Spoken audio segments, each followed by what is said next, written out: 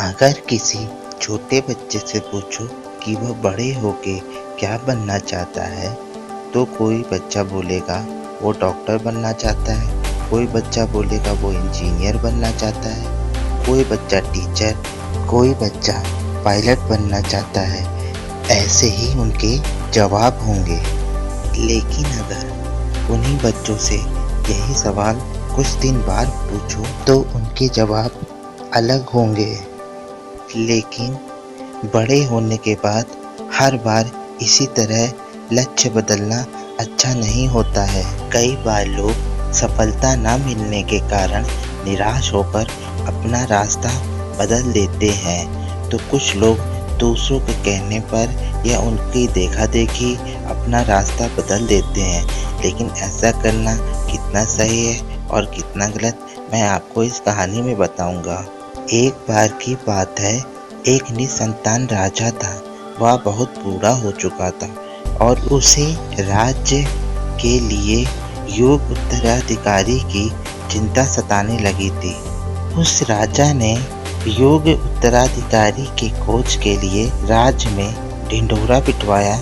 जो व्यक्ति शाम होने से पहले मुझसे मिलने मेरे महल में आएगा, मैं उसे अपने राज्य का उत्तराधिकारी बना दूंगा। राजा के इस निर्णय से राज्य के मंत्रियों ने राजा से कहा, राजा, आपसे मिलने तो बहुत से लोग आएंगे, आप किन किन को राज्य देंगे? निश्चित दिन जब सबको राजा से मिलना था, राजा ने राजमहल के बाहर एक विशाल मेले का आयोजन किया। मेले में नाच गाने वाले थे, शराब की दुकानें सजी थीं, अच्छे-अच्छे खाने के स्वादिष्ट पकवान थे। मेले में कई खेल भी हो रहे थे।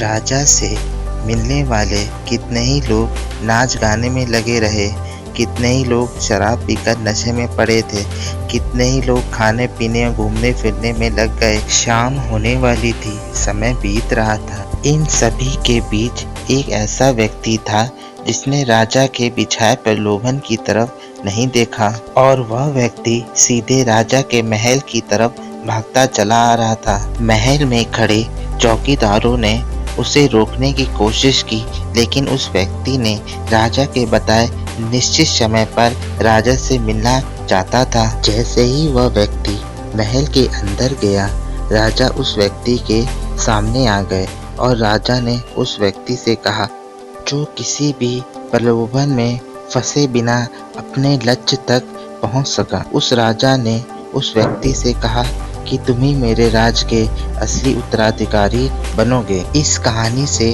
हमें यही सीख मिलती है कि हमारे रास्ते में कई प्रलोभन भी आते हैं। अगर हम उनमें फंस गए तो मंजिल से भटकना तय है। इसलिए हमें अपने लक्ष्य की ओर बढ़ते समय प्रलोभन में फंसने से बचना चाहिए और लक्ष्य को एक रखना चाहिए, बार बार बदलना नहीं चाहिए।